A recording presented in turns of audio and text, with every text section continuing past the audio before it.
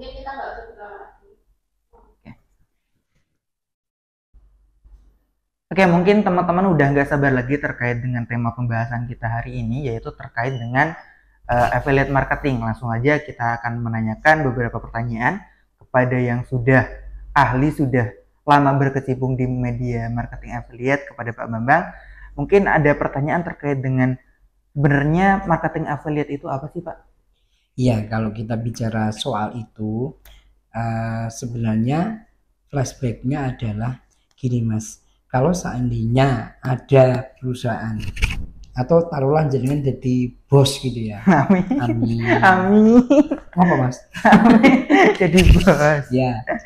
Nah, pasti kan ketika jadi bos kan perusahaan itu kan punya marketing.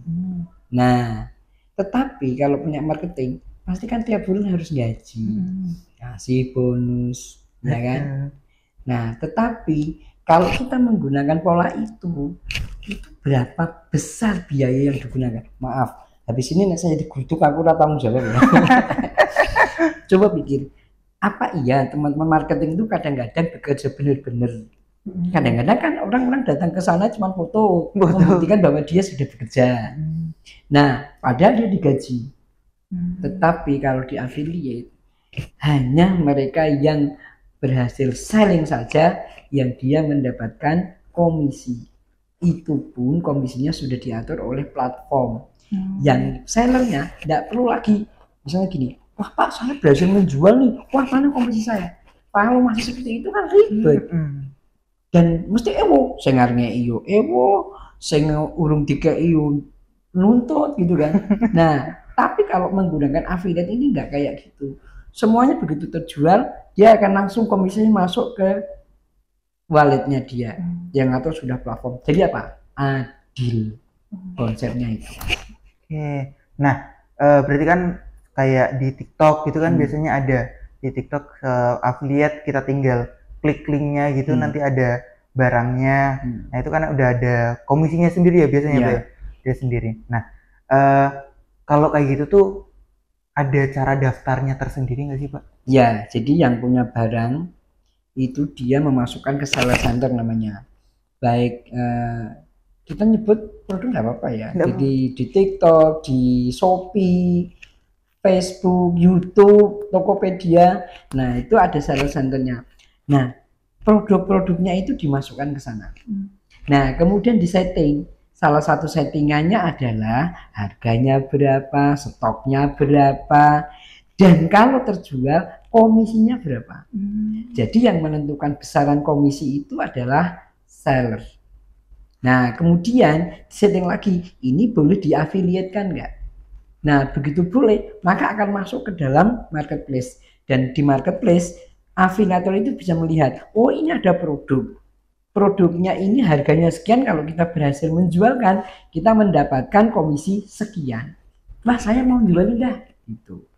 Nah sehingga orang-orang yang mungkin tidak punya barang, tidak punya produk banyak, bisa menggunakan pola affiliate ini tanpa harus mengganggu pekerjaan utama. Jam berapapun, dimanapun dia bisa kerja. Di sini pun tadi saya ada penjualan.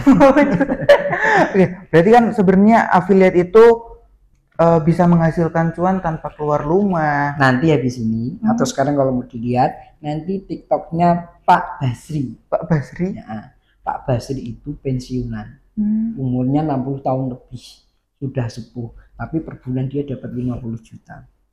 50 juta? Keren kan? Ada lagi namanya Pak Mustar. Sampai kelahiran berapa? 2005. Umurnya berapa berarti? 20. Nah saya masih 17. Pak Basri, Pak Mustar, kelahirannya 1921. Iya, ayo, sampai bayangin ini gimana? Gini itu udah nggak kembali. Dan umurnya berarti sekarang sudah 110-an lebih. Dia aktif menjadi afiliator. Kurang. Rektor sebuah perguruan tinggi di Semarang, teman saya. Rektor loh, kurang gimana lagi? Jadi afiliator. Hasilnya bulanan lebih tinggi daripada gajinya dosen. Jadi alasan apa lagi? Ibu-ibu itu yang biasanya HP-nya hanya untuk gibah, ya kan? Kenapa tidak dimanfaatkan menjadi penghasil uang? Anak-anak yang biasanya hanya untuk nyekrol-nyekrol, kenapa kemudian tidak diberdayakan seperti ini? Sehingga HP yang ini madorot, ini bisa menjadi maslahat. Nih, ini konsepnya memanfaatkan, memaksimalkan HP yang mungkin bisa dampaknya jelek, ini menjadi bermanfaat. Berarti affiliate itu benar-benar bisa menghasilkan cuan tanpa keluar rumah. Asal tahu ilmunya. Iya, asal tahu ilmunya. Terus juga bahkan dengan modal yang bisa Nggak pakai. Nggak ada modal. Modal apa lagi? Nggak ada modal. Jadi, nah kalau berkaitan dengan modal, kan pertanyaan kan produk sampelnya yang mau dipampangkan di kamera kan, apa saja? Ini bisa, blazernya bisa, apapun bisa. Di rumah ada gosok gigi, pasta gigi, ada, bisa dipakai untuk sampel. Sikat giginya bisa, sandalnya, kaos kaki, celana dalam bisa. Saya pernah celana dalam saya tak konten. Yang dibeli bukan celana saya, yang dibeli itu adalah sellernya. Ini hanya untuk sampel di kamera konten. Gitu. Ngapain? Jadi nggak ada modal. Malah nggak ada modal ini. Sama sekali. Menarik ini, Pak. Tapi apa sih bedanya sama marketing affiliate tadi sama dropshipper atau reseller? Dropshipper kita kan beli yang kemudian untuk orang lain. Saya beli di Tokopedia, saya alamatkan jenengan, gitu kan. Nah, tapi kalau afiliator ini kita mengafiliatkan, merekomendasikan sebuah produk. Misal ini kan kebetulan udah nggak ada labelnya, udah nggak ada labelnya. Nah, ini kita referensinya kepada orang lewat konten kita. Di konten kita di bawah ada tautan produk, yang tautan itu menuju ke link tokonya. Berarti kalau dropshipper kan kita masih nyetok barangnya, ada barang segala. Dropshipper juga nggak nyetok. Reseller kayak gitu. Dropshipper, reseller nyetok. Dropshipper sama shop. Beda tadi. Nah, kalau affiliate kan emang kita nggak menyiapkan barangnya, hanya sekedar mengiklankan saja kan berarti, Pak? Iya, merekomendasikan. Ya itu tadi misalnya Pak Mustar, Pak Basri itu ditanya, Pak, Pak barangnya dari mana? Tiap bulan kan dia belanja, kebutuhannya dia ada sabun mandi, ada beras. Nah itulah yang digunakan sebagai produk sampel. Jadi barang-barang sehari-hari yang mungkin bisa dipakai gitu bisa jadi apapun yang ada di rumah. Gitu. Nah, tapi kan ini kan menggunakan sosial media ya, Pak ya. Nah, itu ada mungkin pengaruh terkait dengan jumlah followers atau pengikut gitu nggak sih? Oke. Kalau di TikTok yang bisa mentautkan dengan produk itu minimal 600 follower. Untuk TikTok? Ya. Tetapi kalau Anda pengen mencoba peruntungan, kurang dari 600 juga bisa. Yang dilakukan adalah memasukkan produk ke dalam showcase. Nah, nanti showcase yang ada di situ linknya itu di-share. Terserah mau ke Twitter, X ya, mau ke Facebook, mau ke WhatsApp, terserah. Nah, kalau terjadi pembelian, kita dapat komisi. Kalau di Shopee nggak ada ketentuan. Kita 0 follower langsung membuat konten ditautkan dengan produk bisa. Facebook juga nggak ada ketentuan berapa. Di YouTube, nah kalau di YouTube minimal 10.000 follower. 10.000 ya? Ya. Untuk itu. Gitu. Oke.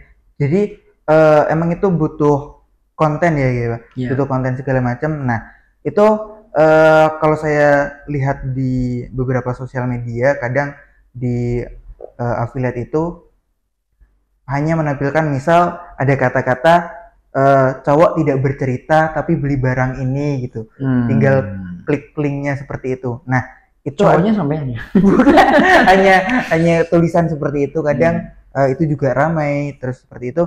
Nah, itu ada pengaruhnya sih, Pak? Enggak sih, Pak, terkait dengan kita itu hanya menampilkan terkait dengan enggak barangnya tapi cuma sekedar hal yang menarik penonton untuk mengklik linknya aja, tapi tidak menampilkan terkait dengan barang, apalagi kayak ada orangnya yang ini kita ada ini segala macam kayak gitu. Mungkin ada pengaruhnya nggak sih? Sebelum hari ini sama udah pernah ngerti saya belum? Belum. Sudah dapat cerita saya belum? Belum. Maksud saya nanti narasumbernya Oh, apa? iya sama. Sudah kan? Jadi gitu. Tapi jenengan sudah percaya bahwa itu saya bakal tampil gitu. Oh, nggih. Sama Mbak Cynthia sudah ketemu berkali-kali. Nggih. Nek seandainya kita berdua jualan, kira-kira jenengan lebih percaya sama Mbak Cynthia apa saya? Mbak Cynthia. Kenapa? Karena sering ketemu. Yes, itu jawabannya. Jadi harus tak jawab ya pertanyaannya. Nggih. Kenapa? Personal branding, Mas.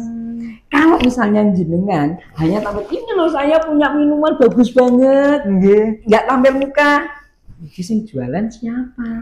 Sampai percaya nggak? Sama saya tadi belum pernah ketemu, baru hari ini ketemu kan. Tapi jenengan sama Mbak Cynthia udah sering ketemu. Apa? Jelas Mbak Cynthia, sama saya udah jelas. Sama saya belum jelas. Nek saya jualan perusahaan jenengan nggak akan percaya. Artinya apa? Itulah personal branding. Kalau kita tampil in frame di kamera, orang mungkin akan beli karena apa? Tiap hari muncul, oh dia betul-betul yang jualan dia. Tetapi kalau hanya ini gambar ini yang muncul, sopo yo kuwi? Bener apa enggak ya? Jangan-jangan dia menipu. Tuh. Jadi satu personal branding. Dari sisi calon pembeli, dia akan terpercaya. Yang kedua, TikTok ataupun platform lain itu punya face detection. Kita ini kesamaan kan belajar ilmu komputer. Kita kan ada face detection kan. Apalagi di HP kan juga sudah ada. Dia mengenali pola muka kita kan. Makanya penjahat itu juga akan bisa kelihatan dengan pola itu. Karena dia mempelajari menggunakan AI. Lah, kalau seandainya platform mengenali kita, oh bener, ini selalu yang muncul Mas Jihan. Mas Jihan. Ini bintang film. Amin. Mas Jihan, tapi kok nggak pernah tampil wajah? Platform tidak akan merekomendasikan. Oh, itu berarti berpengaruh dengan algoritma juga, Pak. Tapi kalau misalnya sering tampil wajah, maka wajah ini akan dikenali oleh platform, maka dia akan merekomendasikan. Dua ya kuncinya. Baik, berarti terkait dengan personal branding jadi sama itu. Atau gini Mas, dengan misalnya kuliah ya, sampai nggak pernah datang ke kampus, nggak pernah datang mungkin ya, tapi mungkin yang kantin dong. Sehingga pas kuliah sampai nggak pernah attending. Kira-kira dosen ini percaya sama Anda? Enggak. Tapi sampai kerja datang. Akhirnya dosen percaya nggak? Seandainya dosen mau ngasih jenengan nilai A itu, iki sopo loh. Nggak pernah ketemu. Karena nggak jelas, nggak pernah ketemu. Tapi begitu Anda rajin ngerjakan tugasnya juga bagus. Kira-kira dosen mau ngasih nilai 4 itu kan juga marah. Itu dari si human. Nah dari si platform itu tadi face ID. Face ID nanti terlihat nggak Pak, terdeteksi untuk direkomendasikan lagi. Oke. Mungkin ada rekomendasi terkait dengan platform yang mungkin gampang untuk dijadikan affiliate ini, Pak. Apa saja sebenarnya. Jadi kalau yang saya dalami ini, saya pakai TikTok, saya pakai Shopee, saya pakai YouTube, saya pakai Facebook, dan satunya saya pakai Tokopedia semuanya. Karena Mas, satu saya ngonten ya, ini saya bisa posting cross post ke 5 itu langsung. Jadi tidak yang satu konten untuk Tokopedia, satu konten sendiri untuk TikTok, enggak. Jadi saya satu konten ini saya cross post untuk 5 platform. Berarti untuk satu konten ini bisa di ke TikTok, ke Shopee, segala macam semuanya gitu Pak. Dan saya tidak pernah mengedit ketika saya ngerekam. Ngeditnya di platform itu. Karena platform akan mengenali juga, oh dia memanfaatkan platform ini untuk editing. Oh, itu juga berpengaruh. Nanti di Tokopedia beda lagi, nanti di YouTube beda lagi. Dia akan mengenali kita. Gitu. Jadi rekam aja, rekam aja. Nah nanti ngeditnya ada di platform mereka masing-masing. Gitu. Oh, itu juga berpengaruh untuk itu juga ya, Pak. Karena semakin banyak yang menggunakan ngedit situ, platform kan seneng. Karena ada belanja bandwidth.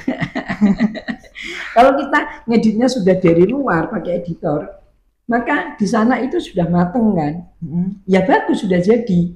Tapi satu mungkin ya, ini ngeditnya tidak kenal. Yang kedua, biasanya kalau kita ngedit di luar itu kan kita sudah memasukkan background, nah dan sebagainya. Ini kadang-kadang kalau dimasukkan ke sana, backgroundnya ini bisa jadi pelanggaran copyright. Iya, karena platform menyediakan sendiri background itu. Tentu saja platform punya kepentingan ketika kita mengupload menggunakan background yang mereka sediakan. Mereka bekerja sama dengan pihak ketiga penyedia background. Dan background itu biasanya musik. Gitu.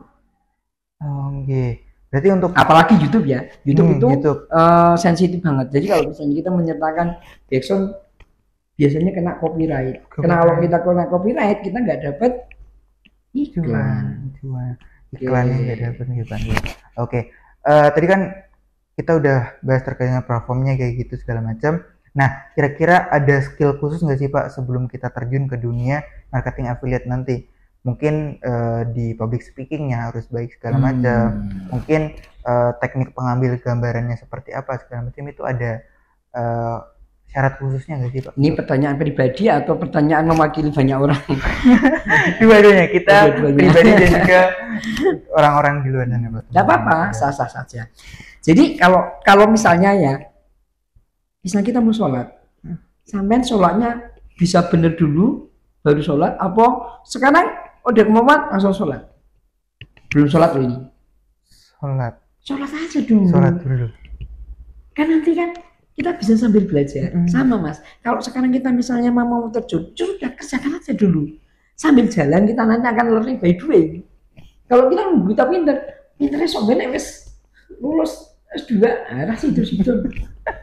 Nah, jadi kalau ditanya masalah kemampuan, ya public speaking ada, teknik pengambil gambar aja, tetapi semuanya bisa dipelajari sambil jalan. Nah, kita sekarang coba kupas ya. Misalnya begini, pengambilan gambar. Nah, ini kan gambar. Ini misalnya kamera saya. Jelas kalau misalnya di platform harus portrait. 6:19. Oke, jadi harus itu dulu. Satu. Yang kedua, ketika kita mau konten, barang ini harus kelihatan di kamera gini. Andi, gini. Oke, ini harus kelihatan karena ini jurusnya mak-mak. Coba kalau misalnya mak-mak mau beli, apa yang dibutuhkan informasinya?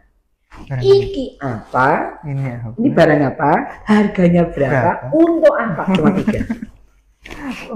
Ya kan? Jadi ketika kita konten 3 itu harus ada di frame. Ini barang apa? Harganya berapa? Untuk apa? Bisa jadi orang yang sebenarnya tidak tahu dan nggak ada pengen beli, begitu ngerti itu jadi beli. Tapi ketika kita mulai ngomong di konten, ada 4 struktur konten nanti. Pertama hook, masalah, solusi, CTA. Pertanyaan saya Mas, kalau pakai TikTok atau pakai platform, pasti kan sering nyekrol kan? Nah ditakoni, HP ini untuk apa? Jawabannya anak-anak itu mesti nyekrol gitu kan. Tapi pertanyaannya, nyekrolnya itu kapan? Bisa jawab nggak? Kalau misalnya dipertajam lagi, detik keberapa biasanya? 30 ke 15 detik. Detik keberapa mau nyekrol? Oh, bagus. Elek, scroll. Scroll. Berapa? Coba detik keberapa? 3 Mas. Jadi otak kita itu cepet biar. Oh elek, scroll. Jelek scroll. Itu 3 detik saja. Jadi kalau misalnya kita lagi membuat konten, sebelum 3 detik kita harus bisa membuat opening yang bagus sehingga orang mau tetap stay nonton kita bahkan sampai akhir terlena, bahkan kalau itu kita jualan beli. Itulah namanya hook. Berarti kayak first impressionnya dulu ya, opening. Coba ingat-ingat kalau dosen ngajar, kalau dosen ngajar itu 5-10 menit. Coba 5-10 menit dosen ngapain pertama? Biasanya perkenalan diri, cerita dulu. Nah, itu hook Mas. Sama tak kerasa loh. Itu cerita dulu. Kenapa? Untuk menarik mahasiswa dan fokus kepada dosennya. Oke. Habis itu baru kemudian dia bisa ngajar sehingga anak-anak itu mahasiswa bisa fokus belajar. Oh, seperti itu. Jadi dosen makanya. Gitu. Nah, setelah hook ini ada masalah. Timbulkan masalah. Penjenengan beli ini, misalnya beli minuman ini, ya, Anda harus menimbulkan masalah. Kenapa kok nanti beli? Karena haus. Nah, kan timbulkan masalah dulu. Siang-siang haus banget. Nah, itu masalah. Siang-siang panas haus sekali ya. Itu masalah. Oh ya, hook tadi saya terlalu lupa. Hook itu ada hook itu positif, negatif, tanda tanya, ya. Kemudian ada perintah, ada larangan. Contoh hook yang perintah. Minum ini sekarang juga, maka Anda akan bebas dari haus. Itu perintah. Larangan, jangan minum ini kalau Anda nggak pengen hausnya hilang. Oh, itu larangan. Sering dengar kayak gitu kan? Sering. Nah, itu hook, Mas. Terus ada lagi, emang ada ya minuman yang seseger ini? Kok gitu? Orangnya memperhatikan kan, ambil terus berhenti. Nah, dia ternyata nonton sampai akhir. Ada lagi hook yang 5 dari 10 orang karyawan Solo Peduli minum air minum ini. Oh, berarti untuk first 5 impression-nya. orang dari 10 berarti banyak. Oh, saya pengen minum juga nih. Gitu. Apa itu? Nah, baru masalah tadi dimunculkan. Siang-siang panas, haus. Nah, solusi